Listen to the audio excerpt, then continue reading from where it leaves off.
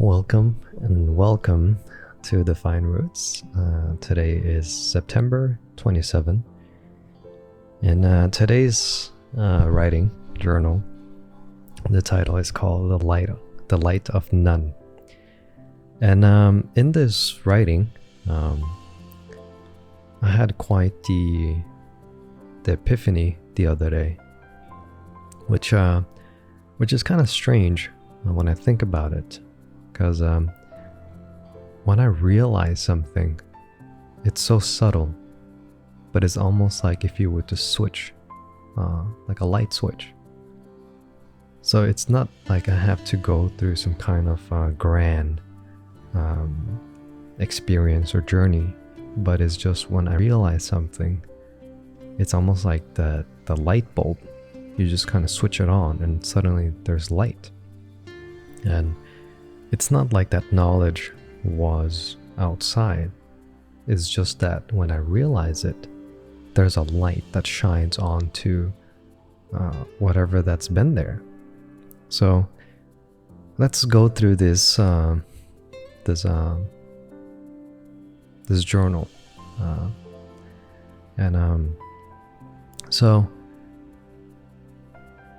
I'll just start with building the context. That way it kind of makes sense when it all comes to a full circle.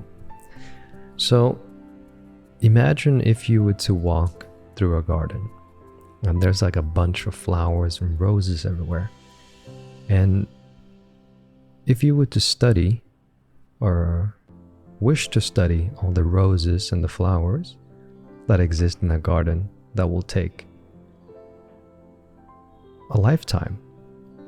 Not one, but multiple, because there's just so many types of flowers and roses that exist. But if you were to just pick one rose or a flower and you studied that to its entirely, and suddenly you'll become a master at it. And once you become a master at one, everything else becomes kind of, it relates and it connects to one another. And from this, it reminds me of a quote or a saying that, and this saying, I'm always afraid of it for some reason, or part of me is afraid of it, because when I hear it, part of me feels like, well, it's true, but it's also not true. So I kind of fight it.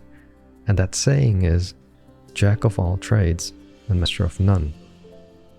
And when I hear this, I always feel like, well, being a jack of all trade could be good, right? Because you could do multiple things, you could be useful, but at the same time, deep within, I know that, or I fear that being a jack of all trades, I'm just kind of scratching the surface of everything.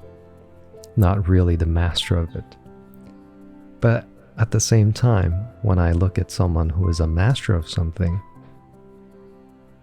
I kind of envy that person in a bit. You know, they have this expertise in whatever they do, and they're so good at it. So it's like part of me says that jack of all trade is good, but at the same time, I feel like it's not.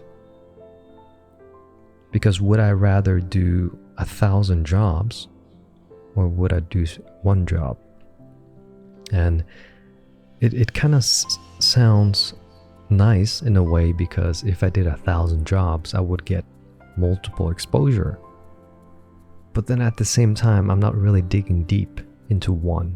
I don't really get to see the real knowledge behind a certain expertise, or really get to explore what it's like to be knowledgeable in that one thing. And to do one thing is has not been a part of me at all. I've always been the type that do multiple things. I get distracted easily. ADHD could easily sum up my behaviors and my patterns in life. And just jumping from one thing to another one job to another, one interest to another, and not really settled in on one thing. But for some reason yesterday, that saying just kind of hit me.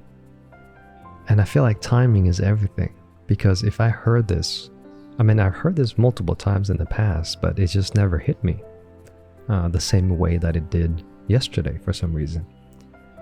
And that realization is that if you keep doing 100 things, you never get good at it. You just kind of just do it, and do it at 2%, for instance, versus if you did one thing at 100%. And that kind of reminds me of, like, let's say if I were to spend my energy at 100 different things, I can only spend so much energy on doing those 100 things. I have to divide it. But if I spend all my energy into one thing, everything else becomes just noise.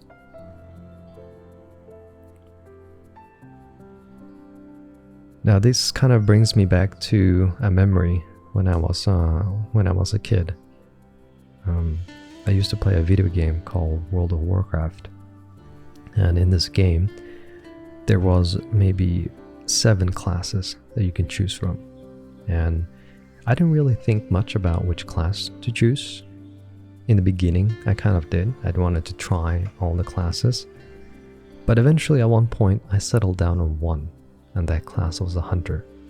And the reason why I chose this was because it could level up easily, and it didn't have to sit down and drink and get mana. That was the other issue. And it had a pet, and that pet could fight the monster, and then I wouldn't get hit. So it was almost like a win-win situation in every aspect of this class. Whereas if I choose a warrior, I would get hit all the time, and I would have to sit down and eat.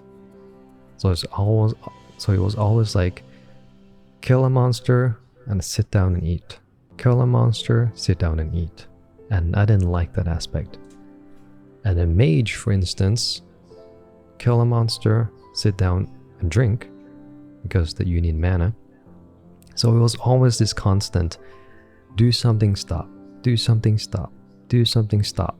But I liked the hunter because you could just kill a monster and keep going. So it kind of flowed easier, and I like that aspect. But nowadays when I play the same game, there's like 9 classes now, if not more, and I can't seem to settle down on one class, because I just want to explore all the classes. I want to try everything.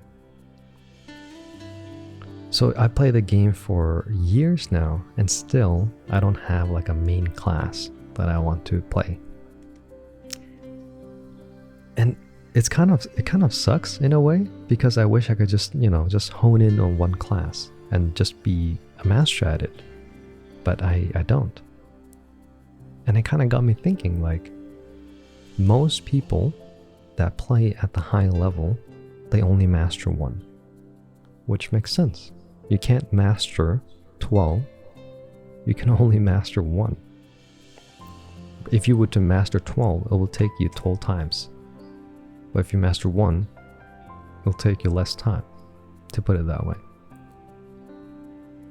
So in terms of, let's say, perspective, if you were to master 12 classes, and it takes you, let's say 1 year to master one class, it'll take you 12 years to master them all.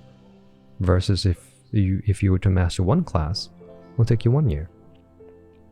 So not only is it more effective, and not only is it, let's say, you could be more skillful in mastering one, but a lot of the attention and focus is you just can't keep up with that sort of number. So the same thing, I kind of look at it in life, and if I were to choose a profession, it kind of sounds daunting to just choose one profession. There's so many things to explore. But if I choose one profession, I'm missing out on everything else. But then at the same time, by missing out on everything else, I get to experience one to the fullest. But on the flip side, if I were to experience everything else, I would not be able to experience it at its fullest. Because it's just not humanly possible to experience everything that exists in life. You can only experience what you can according to your time. And we all have 24 hours in a day, and we can only experience things in 24 hours of a day. So if I were to choose 100 different things, I would have to divide my time into 100 different things or areas. That is just too much focus on too many things. But if I spent 24 hours on one thing, I could get really deep into that one thing. So this kind of brings me back to a metaphor that reminds me, or kind of sums up everything. I imagine this kind of being like if you were to hang a light bulb up in the sky. You don't really light anything up. Like from a distance, you can't probably even see it. But that's what it feels like. It's like I'm hanging this light bulb in the sky, trying to light everything up, aka trying to experience everything. But then really, like, I'm just being the fool here because I'm not really lighting anything up. I think I am, but really, I couldn't even see past a tree, to put it simply. But on the other side, if I was a walking light bulb and I were to walk into a house, for instance, or down the street, that light shines a lot brighter than it is in the sky. So that's kind of like the irony. If I hang a light bulb in the sky, I think I see everything. But really, I see nothing. In the same way, if I were to try 100 different jobs, I think I see life. But really, I'm just fooling myself because I see nothing. It's kind of ironic in a way when you think about it, but life is the irony.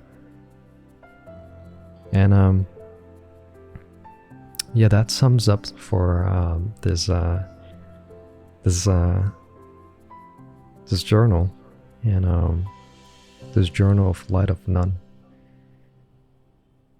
And if you're listening to this, I would like to thank you for tuning in. I'll see you on the next one. Cheers.